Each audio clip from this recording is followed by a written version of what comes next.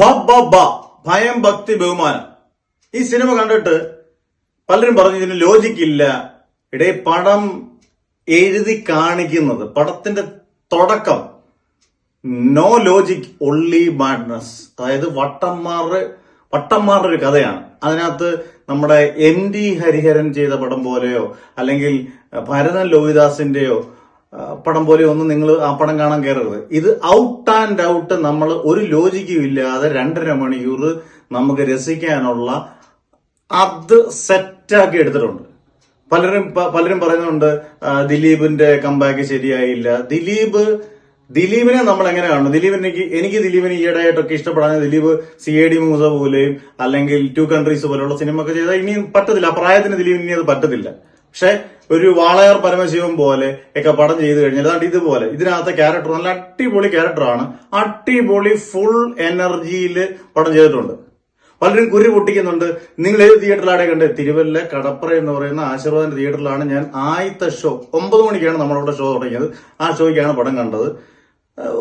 എല്ലാവരുടെയും ആൾക്കാർക്ക് ഞാൻ കളങ്കാവിൽ ഗംഭീരമായിട്ട് പറഞ്ഞ ഒരാളാണ്, തുടരും ഗംഭീരമായിട്ട് പറഞ്ഞ ഒരാളാണ്, ലോക ഗംഭീരം എന്ന് പറഞ്ഞാണ്, എമ്പുരാൻ ഭയങ്കര മോശം എന്ന് പറഞ്ഞ ഒരാളാണ്. നമുക്ക് കാണുന്ന പെർസ്പെക്റ്റീവ്, നമ്മൾ അവിടെ ഇരിക്കുമ്പോൾ നമുക്ക് ബോറടിക്കുന്നില്ല, നമ്മൾ എന്റർടൈൻ ചെയ്യുന്നു, എല്ലാവരും എന്റർടൈൻ ചെയ്യുന്നു, ആരും മോശം എന്ന് പറയുന്നില്ല. ആ പടം നല്ല പടം എന്നുള്ള രീതിയിലാണ് നമ്മൾ.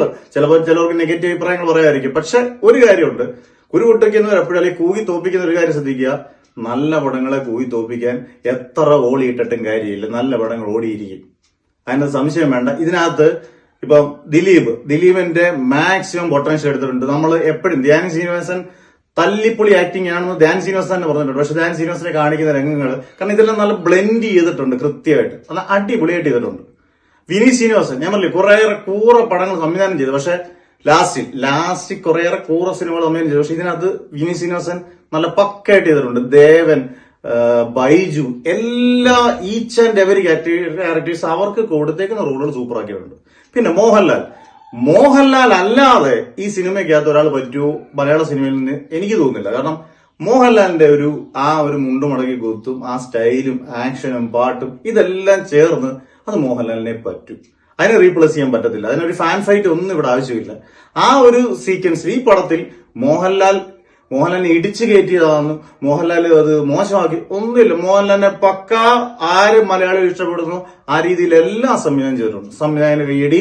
അതുപോലെ ഷാൻ റഹ്മാൻ ഒരുപാട് ട്രോളി പാവം കേട്ടോ. പക്ഷെ ഈ പടത്തിനകത്തെ ബാക്ക്ഗ്രൗണ്ട് സ്കോർ ഗോപിച്ചന്ദ്രോട് ചേർന്നാണ് ചെയ്തത്. ഷാൻ റഹ്മാനും ഒക്കെ ആ പടത്തിനകത്ത് പാട്ട് പടമായിട്ട് ചേരുമ്പോൾ നല്ല അടിപൊളിയായിട്ടുണ്ട്. നല്ല സിനിമാറ്റോഗ്രഫി. തിയേറ്ററിൽ ഇരുന്ന് കാണണ്ട് ഓരോളത്തോടു കൂടി കണ്ടിരിക്കാവുന്ന സിനിമ.